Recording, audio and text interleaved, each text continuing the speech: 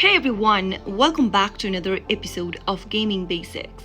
In today's video, I'm back with another easy tutorial on how to exit Call of Duty mobile game on your iPhone. So if you want to exit from your Call of Duty mobile game, if you are done playing for the day, then first go ahead and quit the game if you are playing a game, and then to exit from Call of Duty mobile on your iPhone, all you need to do is to swipe up from the bottom of the screen to open up the app switcher like you normally do with any other app, and it'll show you all the application that is running on the background. Now simply swipe left or right to find the Call of Duty app, and then swipe up on the app preview to close the app like this. You can close off any other apps like you normally do, and then this will help you exit Call of Duty mobile on your iPhone. Remember that exiting your game will not log you out of the account, so you don't need to worry at all. You're free to go ahead and tap open the game whenever you want and start playing again. But exiting your game like that will end